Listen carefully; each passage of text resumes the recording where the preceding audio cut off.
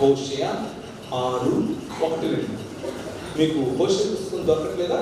మనము యెహోవా యుద్ధకు మరలదకు రండి. ఆయన మనలను చీల్చి వేసిన, ఆయనే మనలను స్వస్థపరచును, ఆయన మనలను కొట్టెను, ఆయనే మనలను బాగు చేయును. 2 దినములు అయిన తరువాత ఆయన మనలను బ్రతికించును. మనము ఆయన సముఖమందు బ్రతుకున్నట్లు 3వ దినమున ఆయన మనలను స్థిరపరచును. ఇది నీ రాజు, నీ మెస్సియా, నీ క్రీస్తు పొందేటటువంటి శిలువ మార్గం యొక్క ప్రధాన ఉద్దేశం. ఎప్పుడు చెప్పాడు? హోషేయ ఎప్పటి వాడు? క్రీస్తు పూర్వం 600 సంవత్సరాల క్రితమే ఇశ్రాయేలు, నిన్ను కొట్టింది నేనే, నిన్ను బ్రతికించేది నేను, నువ్వు సస్తావు కానీ నేను నిన్ను తిరిగి బ్రతికిస్తాను అని చెప్పాడు. ఆ ఇశ్రాయేలుకు ప్రతినిధిగా, ఆదాంకు ప్రతినిధిగా, అదమా నుండి వచ్చినటువంటి నీ ప్రభు డస్ట్, మట్టి అని అనుకున్నారు, మట్టిలో కలిసిపోతారు అని అనుకున్నాడు. మహిమ శరీరంతో బయటకు వచ్చాడు. తాకుతావా అన్నాడు. తోమా అన్నాడు, నేను ఏళ్ళు పెట్టి చూడంతో నేను నమ్మలేనన్నాడు. దా ఇక్కడ పెట్టు, పొడిచారు కదా, పెట్టు, ఇక్కడ పెట్టు.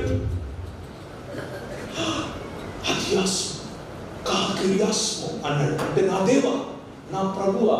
అప్పుడు వెలిగే బల్బులు, దేవుడని, ప్రభువని. అంతవరకు మనిషి, మట్టి. భస్మ బుధవారం వెనుకున్నటువంటి స్టోరీ.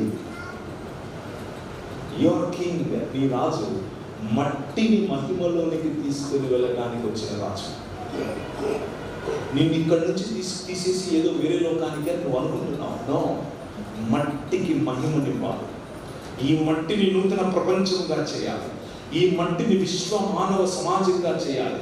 ఈ మట్టి మళ్ళీ ఇంకెప్పుడూ చనిపోయినటువంటి శరీరం, పునరుత్థానం అనేటటువంటి నూతన సృష్టిగా నిన్ను మార్చడం కోసం ఈ రాజు తనను తాను మట్టికి అప్పచెప్పుకున్నాడు, మరణానికి అప్పచెప్పుకున్నాడు. అందరూ అనుకున్నారు బట్టలు తీసి కొడుతూ ఉంటే 3 మేకులు పిక్కలేకపోయాడు అన్నారు. అందరూ బట్టలు తీసి కొడుతూ ఉంటే 3 మేకులు కొడితే పిక్కోలేకపోయాడు. కానీ వెనకున్న కథ, శిలువ మార్గం మేకులు పీకటం కాదు. మనిషిని మేకులా ఏ మరణమైతే బంధకాలలో ఉంచిందో, ఏ మరణమైతే నిజమైన శత్రువు రోమా సామ్రాజ్యం కాదు, శత్రువు ఇంకెవరో మనుషులు కాదు, శత్రువు మేకులు కాదు. అలా చేయటానికి ఉపయోగపడుతున్న భావజాలం, అలా చేయటానికి నిన్ను పురిగొల్పుతున్నటువంటి దేవునికి దూరమైన మరణానికి కారణమైన అంధకార సంబంధమైన దురాత్మ సమూహముల యొక్క పరిపాలన, ఆ పరిపాలనను సిలువలో ఆయన తన సింహాసనముగా దాన్ని చేసుకుని, కాలు మీద కాలేసుకుని కూర్చున్నట్లుగా కూర్చుని, మరణమా రా అని పిలిచాడు, నేలా రా అని పిలిచి జీవం తెచ్చినవాడు జీవాన్ని అడ్డగించే మరణాన్ని ఇప్పుడు సిలువెక్కి పిలుస్తున్నాడు. కమ్ ఫేస్ మీ, నన్ను తాకి చూడు. తాకింది మరణాన్ని చంపాడు, చావును చంపాడు. ఆయనను చంపే వాళ్ళను చంపడానికి చాలా మంది దేవుళ్ళు వచ్చారు, చాలా మంది మనుషులు వచ్చారు. ఆయన గురించి తేడా ఏంటి? నిజమైన మనిషి చావును చంపడానికి వచ్చాడు. And he killed it. ఆయన చావును చంపి 3వ దినాన ఇంకెప్పుడు చనిపోని శరీరం లేచి చూపిస్తున్నాడు. రా, టచ్ చేయి. It's a dangerous place and it's a blissful place.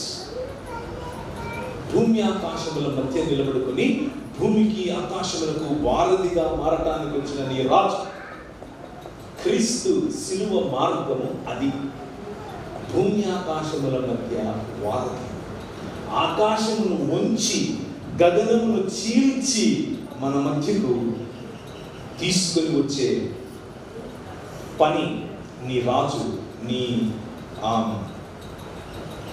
నీ క్రీస్తు చేస్తున్నాడు. యెషయా గ్రంథం 64వ అధ్యాయం 1వ వచనం.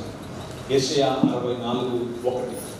క్రీస్తు శిలువ మార్గం చివరికి ఏం సాధించుకొని గగనాన్ని చీల్చుకొని నీవు దిగి వచ్చెదవు గాక, నువ్వు దిగి వస్తావు, నీ సన్నిధిని పర్వతములు తత్తరిల్లుతాయి. కీర్తనలు 144:5.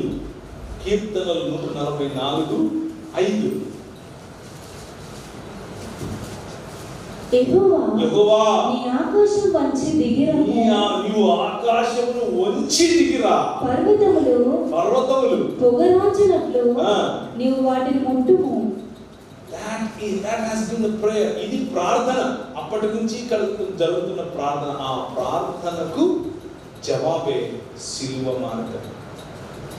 గగనాన్ని చీల్చుకొని ఈయన నా కుమారుడు అని చెబితే, ఇప్పుడు భూమిని ఆకాశమును ఒకే యూనిట్ గా మళ్ళీ చేయటానికి ఆయన చేసిన సృష్టి క్రమంలో మనం తీసుకొచ్చిన అక్రమాన్ని తీసేసి అంధకార సంబంధమైన దురాత్మ సమూహముల యొక్క పరిపాలన నుంచి విడిపించి, ఫరో నుంచి విడిపించినట్లుగా మనుషుల పాపము మరియు అంధకారం నుంచి విడిపించి జ్యోతిర్మయుడైనటువంటి ఆయన గుణలక్షణములను ప్రచురించడానికి ప్రతినిధులుగా మనలను ఇక్కడ పెట్టాడు.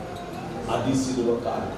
ఈ 40 దినాలు ఈ శిలువ కార్యాన్ని కనుక మీరు ధ్యానించగలిగితే, ఆయన సాధించినటువంటి నూతన సృష్టిని కనుక మీరు ధ్యానించగలిగితే, సమయం దొరికినప్పుడు నూతన సృష్టిని గురించి చదివే ప్రయత్నం చేయండి.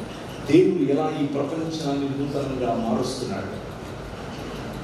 ఓ మై గాడ్, మీ మైండ్ బ్లో అయ్యింది.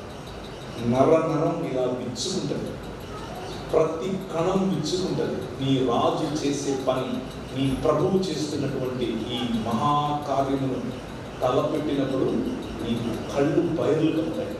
తలలో ఉంచుకుంటే ప్రార్థించుకున్నావు. నువ్వు మట్టి, నువ్వు భస్మం, కానీ నీలో మహిమను నింపడం ఈ 40 దినాల ప్రయాణం యొక్క ప్రధాన లక్ష్యం. నిన్ను మళ్ళీ మట్టిగా, నిన్ను మళ్ళీ పతన స్థితిలోనికి తీసుకొని వెళ్ళే ఆలోచనలు, గుణం, స్వభావం, అలవాటు, దేవునికి, దేవుని స్థానిక మందిరానికి దూరమైపోయేటటువంటి నీ వ్యసనం ఈ 40 దినాలలో ఉపవసించలేవా? ప్రభు దగ్గరికి ఉన్నది ఉన్నట్లుగా ఉన్న పాటున రాలేవా? ఈ రాత్రి శిలువ ధ్యానాలలో నుంచి ఆయన నేర్పిన పాఠం, నువ్వు ఎలాంటి వాడివైనా సరే, కుష్ఠరోగివా, నేను నీ ఇంటికి వస్తా, నీతో ఫోన్ చేస్తా. పాపి అనుకుంటున్నావా, నేను నీ దగ్గరికి వస్తా, నీతో స్నేహం చేస్తా.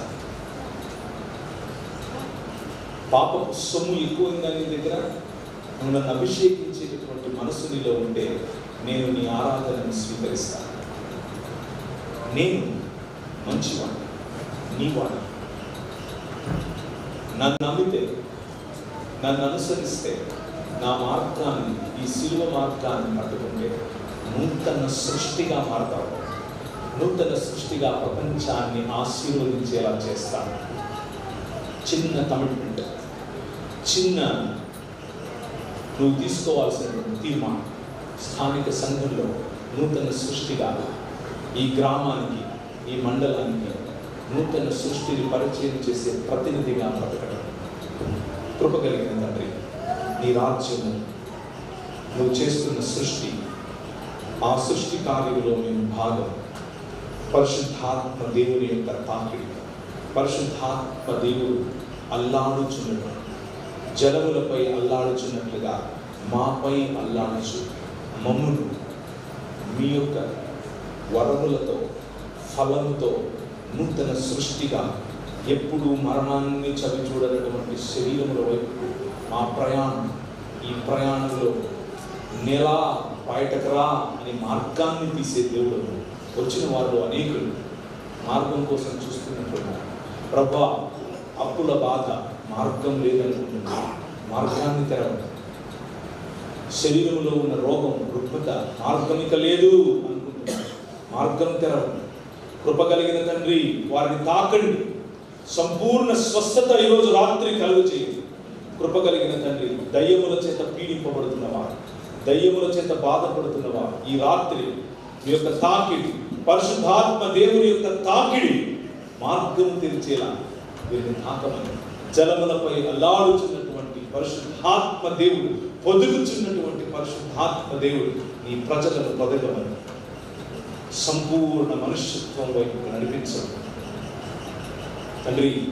ప్రభా, పెళ్లి కొరకు, వివాహం కొరకు వేచి చూస్తున్నటువంటి నా చెల్లెలు, అక్కలు, వివాహం కొరకు వేచి చూస్తున్నటువంటి నా తమ్ముళ్ళు, వారిని జ్ఞాపకం చేసుకుంటున్నాను. వ్యాపారం కొరకు, ఉద్యోగం కొరకు వేచి చూస్తున్నటువంటి నా తమ్ముళ్ళు, చెల్లెలు, వారిని జ్ఞాపకం చేసుకుంటున్నాను. కృపగలిగిన తండ్రి, వారి చదువుకు అనుసారంగా, వారి హృదయంలో ఉన్న ఆశకు అనుసారంగా పరిశుద్ధాత్మ దేవ వారిని పొందడం, మార్గమును బయటకు వెళ్ళిన ఈ పాదములు చెందబడుతున్నాను. ప్రభా, శిలువ మార్గంలో మాకు విజయమును, సంపూర్ణ మనుష్యత్వమును దయచేయాలి. చిన్న ప్రార్థన. యెహోవా కృపగల తండ్రి, నీ పాదముల చెంతకు నీ కుమారుడు మా రక్షకుడు అయినటువంటి ప్రభు అయిన యేసు క్రీస్తు నామమున తీసుకుని వస్తున్నాను తండ్రి. ఆమేన్.